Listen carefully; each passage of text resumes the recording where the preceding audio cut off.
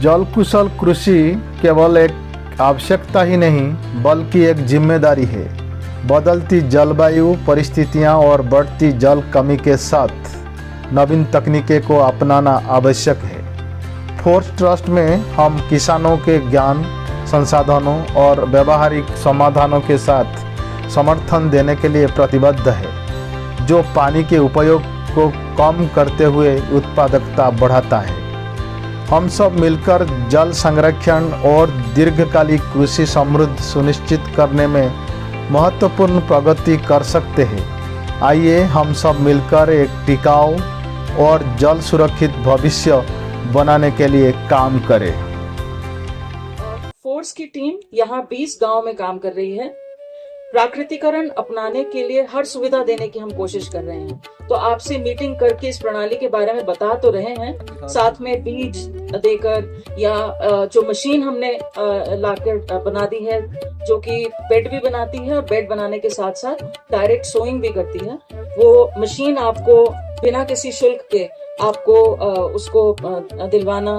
जो उद्देश्य है वो ये है कि हम जल कुशल खेती करें, जिससे कि जल भी बचे और आपका मुनाफा भी बढ़े। तो आज का जो प्रोग्राम है वो भी इसी प्रोग्राम का एक हिस्सा है। आज का प्रोग्राम स्मार्ट किसान सम्मान समारोह है। स्मार्ट क्यों? क्योंकि स्मार्ट वह जो प्राकृतिकरण की ताकत को समझकर जो हमारे मूल 5 तत्व हैं, सूर्य देवता, धरती माँ, जल देवता, वायु देवता एवं बहुत महत्वपूर्ण है और मानव सभ्यता से जुड़ा हुआ है, हमारे अस्तित्व से जुड़ा हुआ है।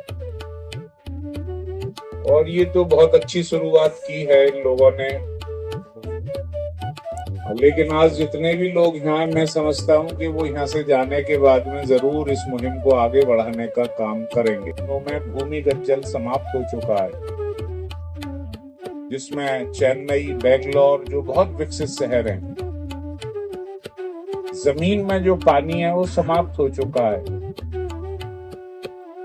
और जब जमीन का पानी समाप्त हो जाएगा तो उसके बीच का जो गैप होता है जमीन का, वो जमीन नीचे धंसेगी और जो समुद्री किनारों के आसपास बसे हुए पंजाब की जमीन को उपजाऊ बनाती है। गंगा यमुना का दोआब जहां हम रहते हैं, जहां आप बैठे हुए हैं, ये दुनिया का अति उपजाऊ क्षेत्र है।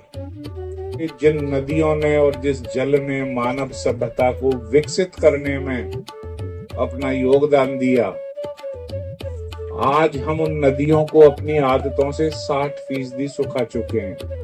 ये हमारा कृत्य है।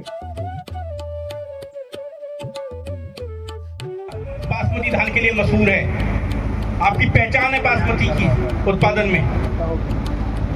लेकिन हमारा जिला 1 किलो चावल पैदा करने के लिए लगभग 4200 लीटर पानी का यूज करता है, 1 किलो चावल पैदा करने के लिए। अब हिसाब लगा के देखना 1 एकड़ में फिर कितना पानी लगा रहे होगे आप, ठीक है।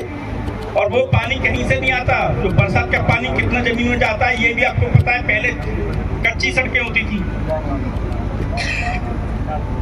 खेत में, सड़कों में, गांव में पानी नीचे सोखता था, अब सब बह के बाहर निकल जाता है।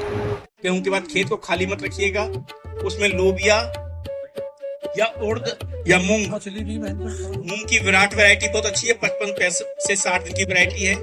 या शिखा वैरायटी ले सकते हैं, वो भी 65 दिन की वैरायटी है। IPM 2-3 ये वैरायटी ले सकते हैं। और धान की 2 नहीं, जैसे बाबे नानक ने गुरबानी का आगाज करते हुए जपजी साहब ने उच्चारण किया है, आद सच, जुगाद सच, है भी सच, नानक उससे भी सच। यदि हम इसका व्याख्यान करें वैज्ञानिक नजरिए से तो ये क्या है? ये है कुदरत के। मैंने जो बात की फसलों के रसोइयों की, डीकम्पोजर्स, बड़े माइक्रो ऑर्गन, 1 ग्राम मिट्टी में 3 करोड़ से लेके 3 अरब तक हैं, वो सारे डूब गए। जब डूब गए तो क्या होगा उसको?